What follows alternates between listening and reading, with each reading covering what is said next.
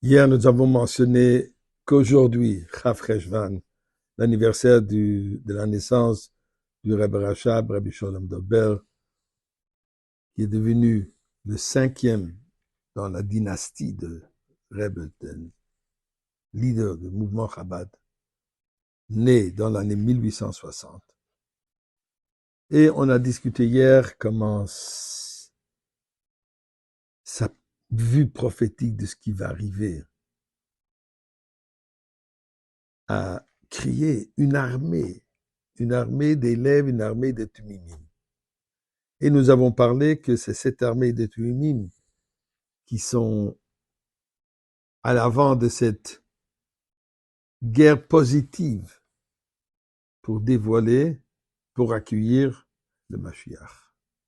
Aujourd'hui, je voudrais parler d'un autre aspect de cette importance de cette yeshiva. Mais avant cela, disons le Tehillim pour remercier Akadosh Baruch Hu, chapitre 100, Mizmor le seuil de Rila de Nekolot, Im de Sadene Besimcha, Boy le Fana Bernanda de Uka de Nevelim, Hu Asane Vela Nachna Amoy, Betsoy Marisoy, Boy Shor Besed Chatsoy, Sebisi le Hoy de le Baruch Shemoy, Kitoy Vadenoy le Lam Chazdoy, Viadoy, Vodor Emunasoy, donnons de la tzedaka. Et,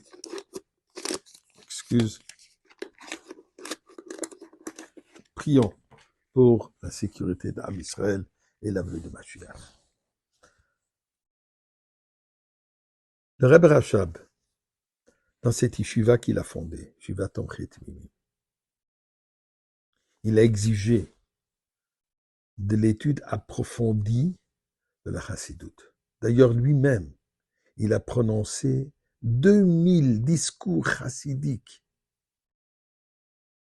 de profondeur et en même temps d'une clarté dans laquelle il explique les sujets les plus profonds de la chassidoute de manière que tout le monde puisse le comprendre. Ça demande de l'étude, c'est pas simple, mais c'est abordable. D'ailleurs, il est considéré le Rambam, le Maïmonide de la chassidoute, tel que Rambam a écrit tout de la Shon HaZahav, une langue claire, de la même manière aussi, la chassidoute de Rebbe Rachab. Mais ce n'est pas seulement une étude. C'est ce que le Rebbe Rachab a inculqué, que cette chassidoute devient pas seulement une sagesse, une connaissance, mais ça devient une mode de vie, ou plutôt la vie de ce tamim, de ce chassid. Et c'est de là où ils ont tiré la force. Quand c'est devenu, le communisme a pris le devant dans la Russie, dans le monde de l'Est de cette époque.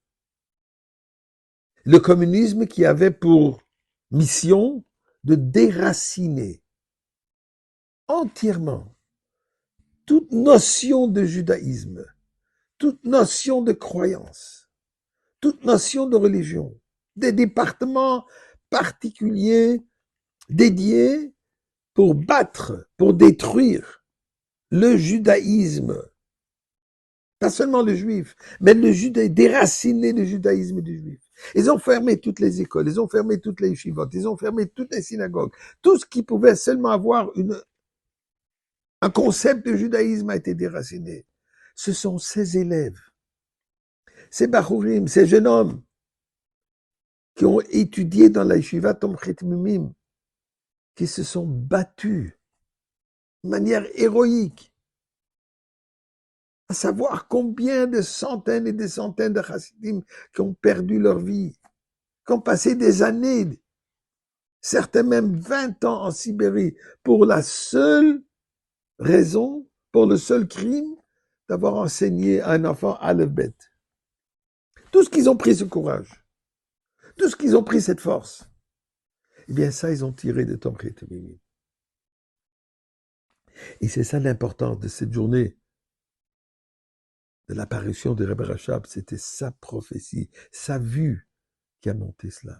Et ce sont ces mêmes Timimim aujourd'hui qui sont au monde entier, qui sont dans le monde entier. Vous avez vu ce petit garçon qui a mis la tzedaka, Bien, c'est un petit chaliard dans un village, dans une ville, quelque part au Minnesota, qui est élevé par ses parents dans la même chaleur juive, dans la même chaleur chassidique. Tout ça, Tomchet Mimim. Et bien sûr, l'attachement au rabbi. Et c'est ça l'importance de cette journée. Et c'est ça l'importance de la yeshiva Tomchet Mimim, de l'étude de la chassidoute et de la hitkashrut, je m'excuse, d'être attaché à ses valeurs et bien sûr au rabbi qui, lui, il dirige Tomchet Mimim aujourd'hui.